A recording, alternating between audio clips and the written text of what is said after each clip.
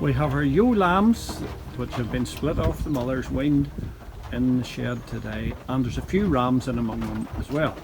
So there's a few dirty bums on them, and we weren't sure just whether to dose or not, because when the stress goes on them with weaning them, you usually get a bit dirty on it as well.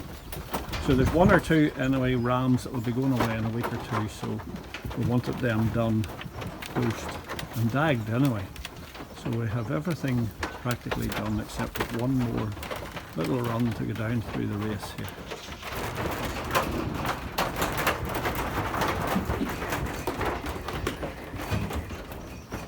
Okay boys, up and girls.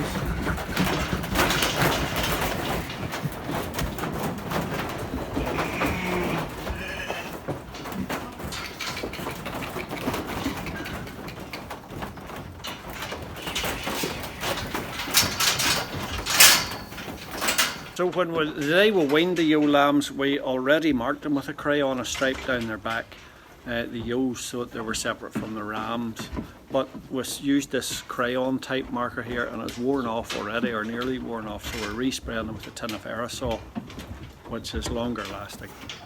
So this is us doing the Crowvec fly application on it, keeping flies off them.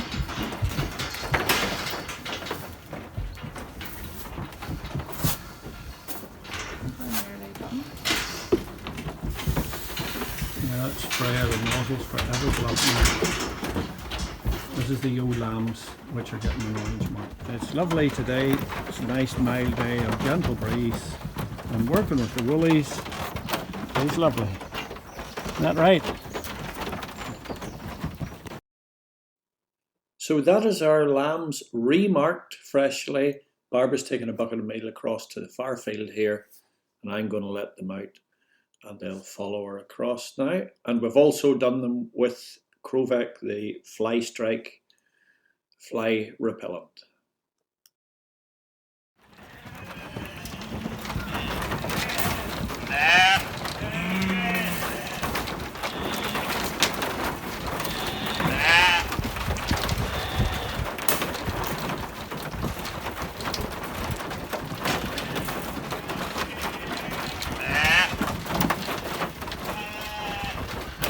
Lammy's out to go. Go on. Wait, way. Heel. Heel, come behind. Come behind.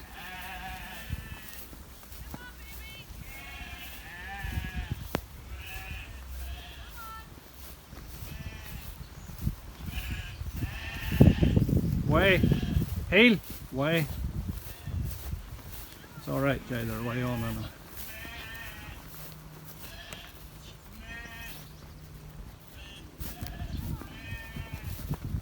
We're not usually driving the lambs, we're usually walking in front of them and calling them.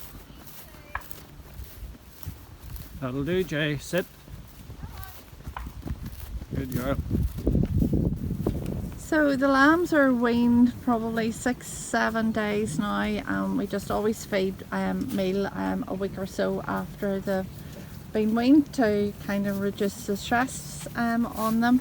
So we'll keep this up until we get the ram lambs away, and they'll probably be split into two groups, ones which are ready and then stores, and hopefully we'll get them away in the next week, 10 days. Now, as I was coming home after getting that wee loader there picked up, here wasn't Barry working at the oilseed rape at Mullins Farm, which I've said before was previously the airfield during World War II at Kirkstone. And he's working at the oilseed rape, and it's amazingly tall here. Not just so much at this end here, but it was like 9 foot tall in places and then flattened down. So he was having problems with it. He said it was that tall whenever you sprayed it to desiccate it, the spray wasn't getting down into the root system. So you see the roots are quite green on it, but that's the reason. It grew really tall this year. Any of the crops in the district I've seen have been like that this year, really tall and then big flat hollows in it.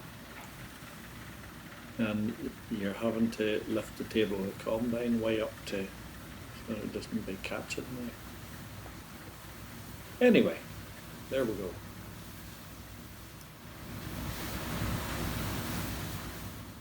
This is a wee quickie 2560 loader which I have bought to go on the wee tractor, and I've wire brushed the back of it down with a wire wheel on the disc, and I've sprayed the back half of it, but these pins in here are, well, one of them's seized, so I was going to spray the whole thing, but I thought no, I'll be maybe having to put heat on that to get that out. But I thought if I get it on the tractor, get the brackets on, maybe if it's jiggling about a bit, it'll loosen those pins up without having to put heat on them. So that's why I've only sort of half sprayed the thing there, because that's the half that will be going on the tractor. But I'm having a wee bit of problems with the brackets. Now the brackets for this are off an International, an old International equivalent to my old 674, only with a Perkins engine, or I can't remember, 675 is it? And because of a different cab on that, obviously, so these brackets were hitting on the cab, so I have had to modify them a wee bit, and this is the problem here. This is the bracket here with the rubber mounting for your cab to sit on. It goes on there, those 4 bolts, so I'm going to have to bolt it on top of that at the minute, and that'll give me that line down there, and I'll just draw a chalk mark down it, and then I'll burn that off and weld it onto that. So a wee bit of chopping around. I had to take the back wheel off, take the mudguard half off here to get these things sorted, but it'll be a good wee job when it's on and handy. So this is the loader bracket sort of tacked on here. Now if your loader goes in here, down round, and then there's a big square plate with 1, 2, 3, 4 bolts in it. Now one of the holes is covered, so what I'm going to do is just draw a chalk line up here and cut that off at an angle so that it meets the same flush with that face, and then we'll run the weld up that, and that'll also let this whole plate move back in, for it needs to go in about ½ an inch to match with the rubber mounting which goes up in through to the cab. You chat away there. So now I was just working at the old tractor there, and there's a man came in, and he's from Cavan, and he has brought us a shoehorn, a long handled shoehorn that you don't need to bend over when you get to my age. And he watches sheep on a shoestring, and he just called in with this little thank you present for us. Thank you very much, Tony. Nice to meet you, Ivan. Nice to meet you, Barbara. And likewise. Nice to meet you. We were also doing a little bit of tree surgery this week. That tree was growing right, it was sitting on the wires and the branches were down, and anybody coming by with a load of straw or anything was catching on it, so we just clipped it up. Photograph of that. Aye. Oh, yeah. That's lovely. So this is a fishing net off a fishing boat. Well, I'm in Portavogie at the minute. That's right. And there would be a cod end on this net here which catches all your fish when it's lifted up onto the deck, which isn't here, it's not on it at the minute. It has to go on, and that would carry between 1 ton and 2 tons of fish or thereabouts. And then as you go on up here, you see this colourful bit of work.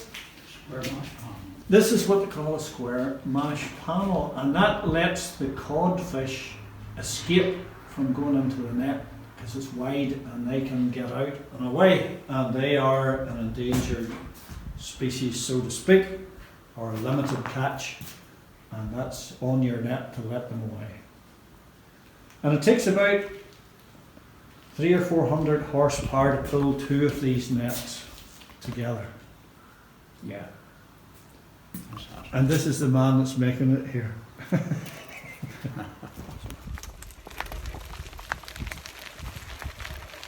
Now we're going shopping. Barbara's got a basket on her bicycle and we're going shopping. Who's the bet? So I'm just outside Clocky here, and I see the farmer had the table of the combine sitting, so he's going to put it on here and take it up to the field. And the workman's away home, would you believe it? Away home early. So I have to take this tractor and trailer up to the field for him as well, if I can drive it. So he's putting the table on, and it's a lovely field of corn. There's more steps on this machine than on the Case 4230 I have.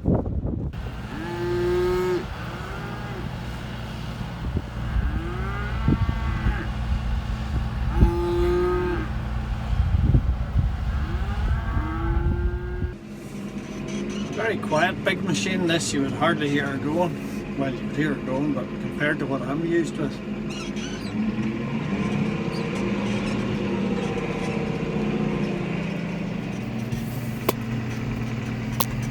So Fergal's, he's across the field there because this lane's not wide enough for the table. And it's not actually that.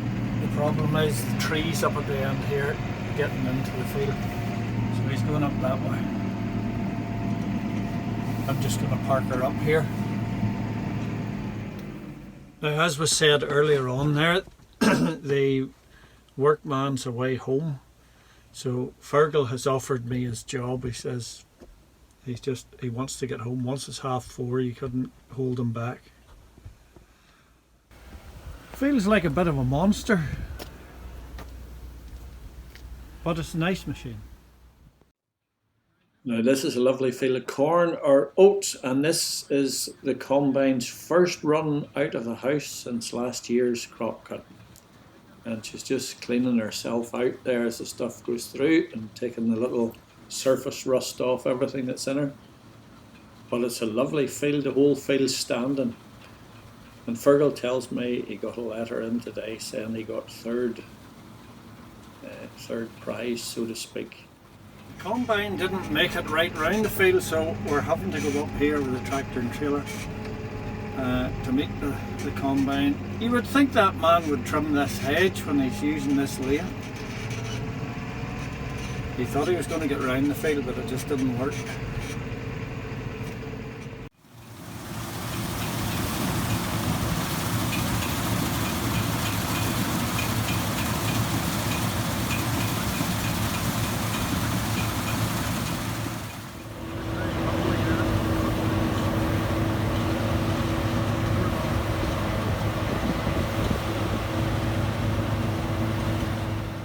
Now, a year or two ago I trimmed this hedge here for Fergal because this new fence was going up, and I'm surprised it's still holding. So we're on Fergal Watson's farm here, owned formerly by his father Francis Watson, and this farm, before Watson's bought it, belonged to a man called Jim Savage. Now Jim Savage was a full cousin to my father. He was a second cousin of mine, and this was a lovely farm. I think it was over 170 acres or thereabouts. Anyway, so, is that right? That's right, aye, back in the day, yeah, it was a big farm back in the day now. And then there was a man owned it before that, before Jim Savage. Jim Savage, yes, and before Jim Savage, it was John Finnegan, I think his name was, owned this place. Yeah. So, some of your crowd worked with John Finnegan, some of the McFerns, Aye, back in the day. Yes, heard. There's a lot of young boys working the farm here, and they could have bent a crowbar in a bog.